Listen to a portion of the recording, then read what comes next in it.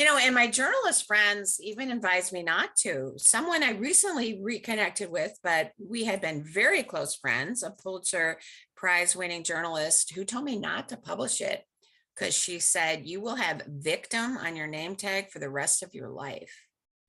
And I was like, no, I won't. And I'm not going to let you tell me that.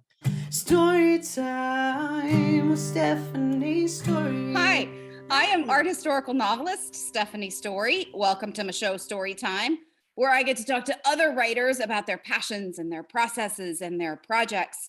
I am very excited about my guest today. We have been in contact on, email and virtually and all that stuff. This is the first time that we've sat down to have a conversation about writing. And guys, she has been doing this. She's been a journalist for like 40 years. She's written a whole ton of books, including Writing to Save Your Life, How to Honor Your Story Through Journaling, Act Like You're Having a Good Time, which is a book of essays, and a memoir called Escape Points. Those are just a few of her books. Look her up. There's lots. But we're going to talk about all kinds of things about writing and journalism and the whole process and revealing yourself in journaling and memoir.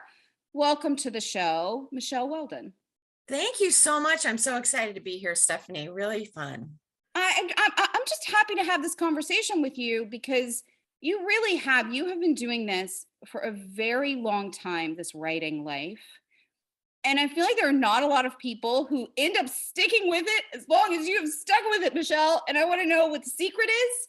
So let's start with your life in journalism, because I know you've been a journalist for 40 years. You have done this for a very long time, and you have seen so many changes in your life and in your career. What has that been like for you as just a person living through being a journalist as all of these changes in our news life have happened around you?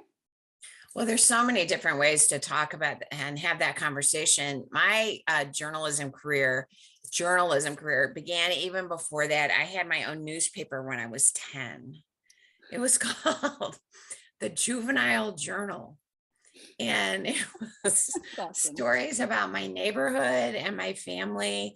And I typed it and copied it on a hectograph machine and stapled it and had my father mail it to 50 subscribers who were mandated to subscribe. They were family members. It was a monthly. And one day, about a year or two into it, I quit when I was 12. About a year or two into it, I said to my dad, I am doing so well. And he said, you're actually not, you've never paid me for postage. So I guess I was a better writer than I was a publisher. And then I started writing for the local paper for the oak leaves and the forest leaves when I was 12. And I got paid $25 an article, which was an enormous amount of money. I mean, an enormous amount of money. That was like 1970. And it would take, 4 years of babysitting during that kind of money. Mm-hmm. So I kind of loved it. And I didn't work on the school paper in high school. I worked on the school literary magazine because I wanted to write poetry and essays. And then I went to journalism school. I went to Northwestern undergrad and grad, and I was on the Daily Northwestern staff. I love that so much. I'm still friends with all those. Our edit board, we have monthly Zoom, and everybody's all over the world. I have friends who are the coolest people. Many of them still journalists, a lot of them lawyers and doctors, but many of them still journalists. Anyway, I've seen so many changes, obviously, in journalism. So I was even writing professionally when I was undergrad and graduate. I wrote for magazines and freelanced, and that was serious money, for a student. I remember my first piece in 17 magazine, I think I was paid like $1 a word. It was like $450 for a 450 word piece way back then. They don't pay that much anymore. They do not. Gas prices go up, word prices go down. So then when I got out in 79, I went to work for a magazine. Then I worked for magazines and newspapers. And then I taught journalism at Northwestern for 18 years. And I'm still, I retired from teaching in 2014, but I'm still writing essays and commentary. So, I mean, for, major national and global sites, digital and ink on paper. What is so interesting is how it was the journalism world was finite. It was like, well, if you don't get a job at the New York Times, then you're nothing. It was like there were 5 places to get a job. And if you didn't work there, you were like dirt. I didn't work there. I freelanced for them in the New York Times in the 80s, but I didn't work for them. And it was always like you had to be apologetic about that you weren't at, the Times. So I always was a feature writer. I never liked news. I never liked news. I just wanted to sit down and interview people and write profiles about them, or go somewhere and, interview a lot of people and research it, or write about trends, or, that's what I really, really enjoyed doing. And that at the time didn't have much respect, actually. It was like, oh, that, and in college, they called us feature creatures, people who wrote features, but I loved it. And I even, I was at a newspaper, but I was a feature columnist there. I was at the Dallas Times Herald. And while I was there was a huge plane crash that happened. And the New York Times, I knew people there, obviously, because they had made it. And so there was no bureau in Dallas at the time. So one of my friends who was an editor called me and asked me to cover it for them till someone could fly down there and cover it. And it was gruesome and it made me sick. All the family members of the people who died and how the other journalists treated the family members. Were like, well, what was her name? And it's like, oh my God, they just lost their child. I just hated it. And it confirmed for me that I never wanted to do hard news, never wanted to do that kind of journalism. The journalism that's so necessary, with like what's happening right now in Ukraine and Russia. I just don't have the stomach for that. I have great admiration for it, but I just can't. So I stuck in my sphere of commentary and essays and features, and I loved it. And now what I feel about the industry is that it's so much more vibrant than ever before. People talk about, well, newspapers are dying. I was like, well, yeah, and people don't get around by horse and buggy either. It's like, and there's even electric cars. So there are niche publications. There are like magnificent outlets producing unbelievable content that you can have access to. And I just feel like there is so much possibility now. When people are negative, I don't feel that way at all. I feel like it's just limitless. Okay, when you were a kid and you put out this newspaper that your dad sent to your family, you didn't make any money at, but you loved it, and you had something in you that drove you to do it, right? And none of us know what that is. I was 7. I was writing books when I was little. I was like writing children's books. I was and trying to, bind them and things and like illustrating them. But you don't really know what it is that drives you to do it. You're young and you're like, this sounds great. But did the publishing, journalism, writing life end up looking like what you would thought it would look like when you were 12 years old putting out a newspaper, 10 years old putting out a newspaper? Do you know what I mean? Like, you had to have had a vision in your head of what the writing life would look like. How has it lived up to that, or how's it been No, it's different than that. I mean, I thought when I had a goal of having my first book published by the time I was 25. And I tried. I had an agent, and I had, I had written a parody book called The How to Trap a Man Cookbook. It was like anti-feminism, and it was, tongue in cheek. And I had a agent, and, like when I was 22, and it didn't sell. Well, thank goodness, because now that would be kind of embarrassing. People would be like, she says she's a feminist, but so on my 25th birthday, I was just mired in depression about I had not reached my goals. But I feel like it changed. The writing is more exciting and better than I ever thought it would be. But the writing life of what was envisioned then in the 70s and 80s was you stayed in one newsroom for 40 years and you got to be an expert at your desk, right? And if you were lucky, you got sent places that you hopefully wanted to go to. But that's so different. I don't travel anymore, but I used to travel a lot, and writing, and, I've written 6 books, and I have a 7th book I'm finishing by June 1. So that's going well. So I have to, when we're done, I got to finish a chapter. But the writing life is better than I thought. Because here's the thing, I get to create out of nothing, out of what I think about and what I feel. And, not that it's easy, not that it pops out, but I get to work on that, to express exactly what I want to say. And then people read it. I mean, that's so cool. I mean, the writing part is probably more than half the fun. But the people reading it part is the other half. That's really fun. And if somebody say, oh, when you said, I'm like, you read that? That's so cool.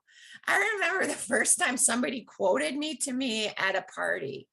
I was a columnist in Dallas, and nobody knew what anybody really looked like. I mean, there a picture of me was this big in the paper. And somebody was like, oh, I just read this column and this person said that. And I was like, that was me. And they're like, no, I'm like, that was me. And that is one of like the 10 best feelings, I guess, for a writer. I mean, it wouldn't be like for like an engineer, it'd be like, why would you want someone to quote you back to you? But just the power of that, and of someone affirming to you, yes, that's exactly what it's like. You nailed that. And I imagine like food critics feel like that. Like, yes, you perfectly described that dumpling. That is exactly what it tasted like. Or, movie critics or theater critics, when people agree with you or disagree with you, they're interested in what you think about it. I just think that's an enormous privilege, and I'm so lucky to be able to do it. You've written about other people as a journalist, and particularly in profiles. You've written books, you've written memoirs and help books with like writing to save your life. You've written essays. What's your favorite? What do you like to do the best? Well, the first book I wrote that came out in 1999, the memoir called I Close My Eyes, that probably is my favorite piece of work, because that, it's not just a pound of flesh. It's like a pound of heart matter, and soul matter. And I feel like that was probably, I don't even know if I can approach that level, that depth that I achieved there. I mean, that is exactly what I meant to say.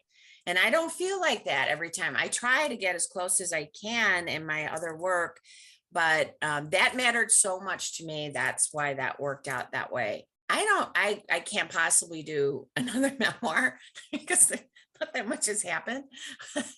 I did the first memoir was 99. The second memoir was 2015. And it was about, I had cancer, and it was about raising my kids alone. And there was a lot of matter There was a lot in there. There was a lot of content. Not that much has gone on since then. Had to say, might have to wait. And I don't think I can fill another book. Your first memoir was very personally revealing. It was about domestic abuse. And the second one was about cancer and other very difficult issues. And then you write this book about writing to save your life, how to honor your story through journaling. What is it about writing down personal experience, do you think? Do you think it helps us cope with it, understand it, to process the emotions? Do you, like what is it about that process, about writing your own story down, that was so helpful for you, that would be helpful for other people as well?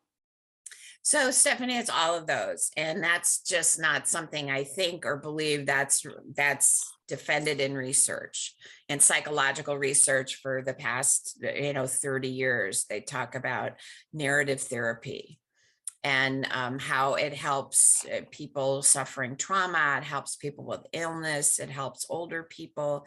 It's making sense of your truth and like telling yourself the truth and releasing it, right? And releasing perhaps the trauma. And I always feel like when I start to write something, I'm writing to understand it.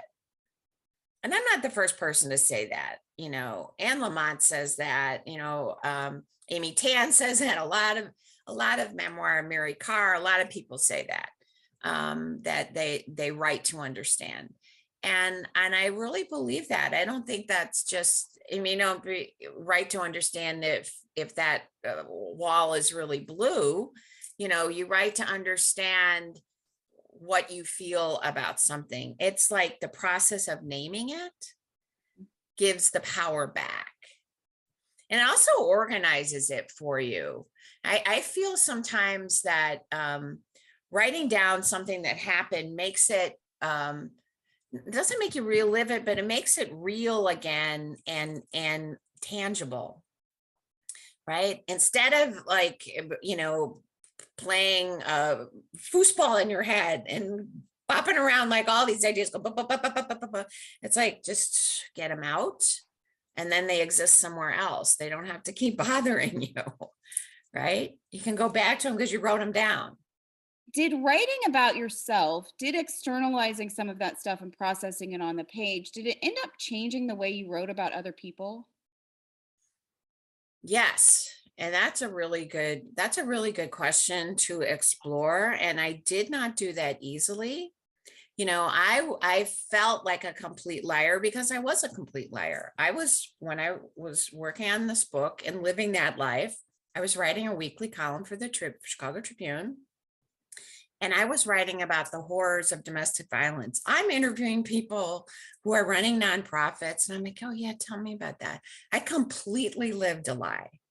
And then, interviewing people about their issues and writing about trends and pretending that wasn't real for me, was so upsetting and disconcerting. It's like, I have to tell the truth somehow because I can't just pretend.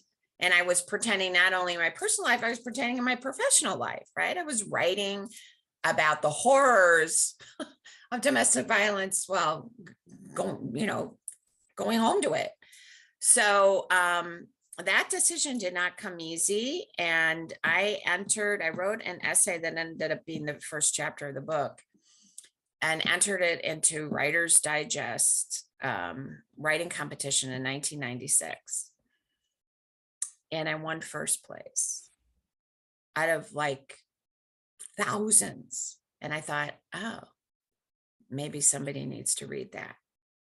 So then I thought, well, I'll just write a book and somebody might read that. So it took years to write the book. It took 3 years to write the book. And then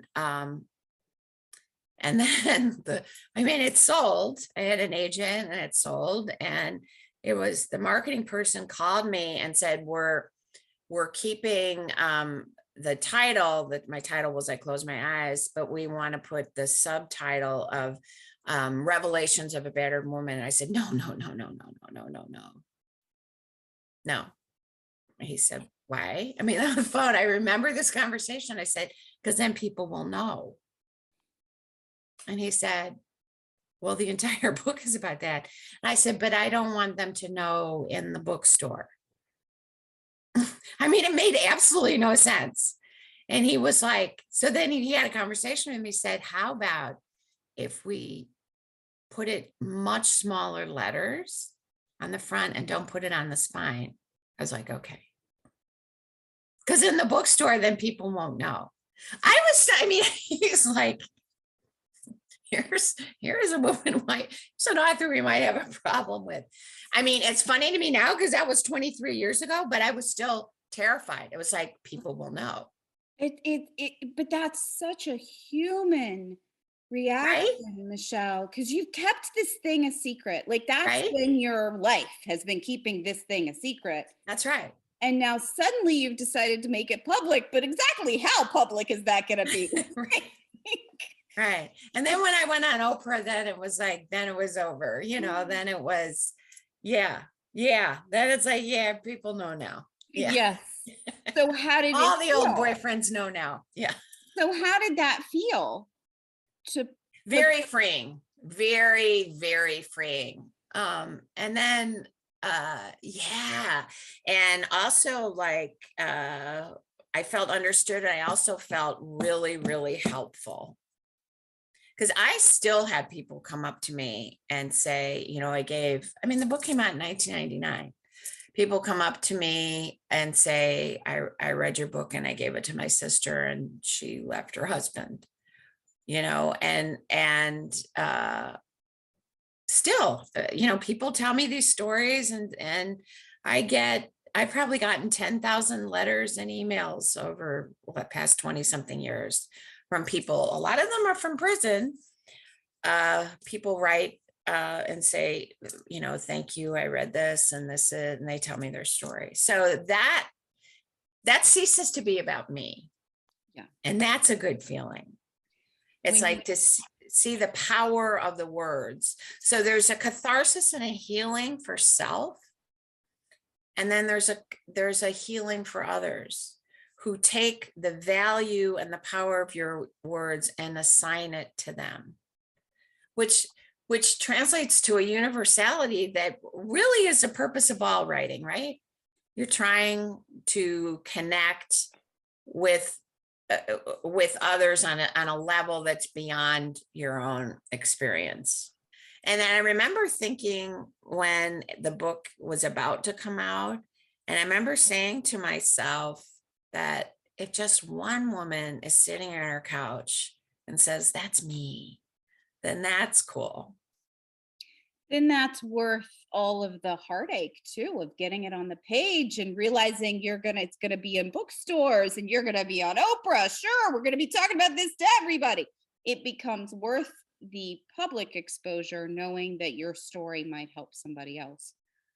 Do you encourage other people to have you had students ask you whether that kind of thing is worth it? And what do you tell them?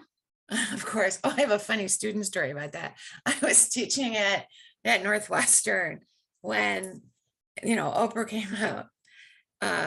So a student comes up to me in the hallway and says, Professor Weldon, I had no idea you had a past. I was like, oh, honey, we all, but it was the funniest thing. It was like, she's human. Yeah, I mean, I feel like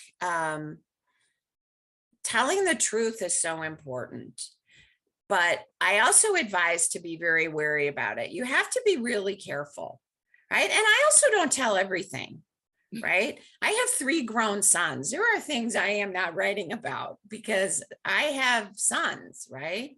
And there were many things I couldn't write about. When my mother was alive, I was like, oh, my mother can never find it out. So there are things to keep private, and there are also legal concerns, right? Yes. You know, there were so many attorneys on that first book, and had to make sure that everything was backed up with a document and everything could be corroborated. And especially before going on Oprah, I think there were like at least a dozen producers and lawyers who interviewed me, about where is this document and do you have this and do it. And then they passed me up the ladder to someone else.